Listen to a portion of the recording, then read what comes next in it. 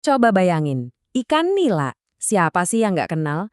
Mau digoreng, dibakar, atau dipepes, rasanya tuh enak dan pas di kantong. Rasanya udah kayak ikan wajib di meja makan kita ya kan? Khas Indonesia banget.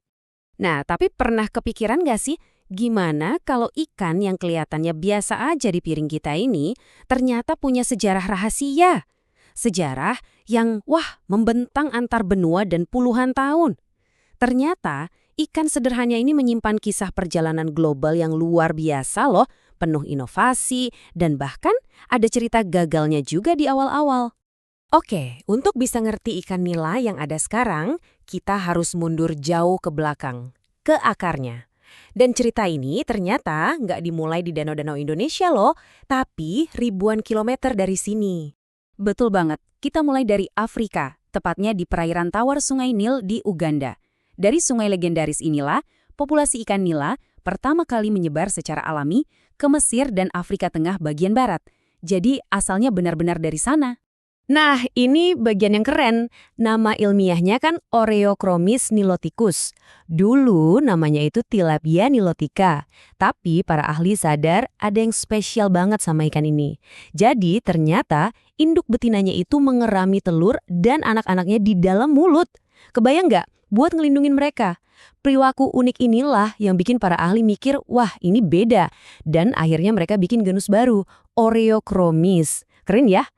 Oke, pertanyaannya sekarang, gimana ceritanya ikan dari Sungai Nil ini bisa sampai ke piring makan kita di Indonesia? Nah, disinilah perjalanannya jadi seru dan global. Perjalanannya ini nggak sebentar loh. Setelah ribuan tahun cuma ada di Afrika, akhirnya di tahun 1960-an, ikan ini resmi dibawa masuk ke Indonesia. Terus ceritanya makin ramai di tahun 90-an. Muncul varian baru, si nila merah yang populer itu. Nah, itu hasil silangan yang didatangkan dari Taiwan dan Singapura. Jadi makin beragam deh jenis nila di sini. Tapi jangan dikira pas sampai di Indonesia langsung sukses ya. Nggak semudah itu. Ternyata butuh proses adaptasi dan pengembangan yang panjang. Ada trial and error-nya juga. Nah, ini dia nih titik pentingnya. Jadi ikan nila pertama yang nyebar di Indonesia itu sebenarnya jenis si Mozambika. Masalahnya apa? Ukurannya itu loh kecil banget, jadi kurang untung buat para peternak. Makanya para ahli akhirnya mendatangkan langsung sang bintang utama dari Sungai Nil, yaitu si Niloticus. Kenapa? Karena ukurannya lebih besar dan tumbuhnya lebih cepat. Nah, inilah yang jadi cikal bakal ikan nila yang kita kenal sekarang.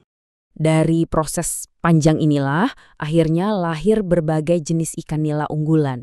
Dan ini bukan asal-asalan ya, setiap jenis itu dikembangkan buat menjawab tantangan tertentu dalam budidaya. Coba deh kita lihat gimana inovasi ini memecahkan masalah satu persatu.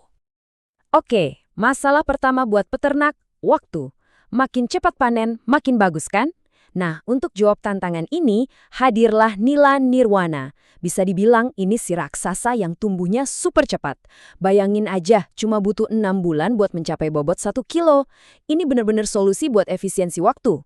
Tapi, tumbuh cepat aja nggak cukup kalau ikannya gampang sakit. Wah, ini risiko paling besar. Makanya, para peneliti ngembangin silabes.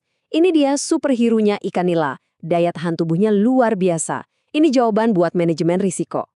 Dan biar kebayang sehebat apa, lihat angka ini. Daya tahan silabes itu bisa 140% lebih tinggi dibanding nila lokal lainnya. 140%. Angka ini bukan main-main loh. Ini lompatan besar yang pastinya bikin peternak jadi lebih tenang. Oke, ikan udah tumbuh cepet, badannya kuat. Pertanyaan selanjutnya, dagingnya banyak nggak? Nah, disinilah nila Larasati masuk. Fokusnya cuma satu, memaksimalkan hasil daging. Jadi, dari tiap ekor ikan, untungnya bisa lebih gede. Terus, gimana kalau kondisi airnya nggak ideal? Misalnya agak asin. Nah, buat tantangan ini, ada Nila Srikandi, si petualang. Dia ini jagoan karena bisa hidup di air payau. Ini keren banget karena jadi bisa buka lahan budidaya baru yang tadinya nggak mungkin dipakai. Solusi banget buat lahan yang terbatas. Ujung-ujungnya, semua inovasi ini kan harus enak di lidah kita para konsumen, makanya ada juga pengembangan yang fokus ke rasa. Inilah Nila Jatimbulan. Dia ini spesial karena tekstur dagingnya lebih kenyal dan khas. Jadi ada nilai lebihnya pas disajikan di meja makan. Dan yang terakhir ada Nila Gesit. Ya, sesuai namanya, ikan ini lincah banget. Sifat ini ternyata penting juga loh di beberapa kondisi budidaya. Jadi, dari nirwana yang tumbuhnya ngebut sampai serikandi yang tahan banting, keenam jenis ini nunjukin betapa jauhnya perjalanan rekayasa yang udah dilalui ikan sederhana dari Sungai Nil ini.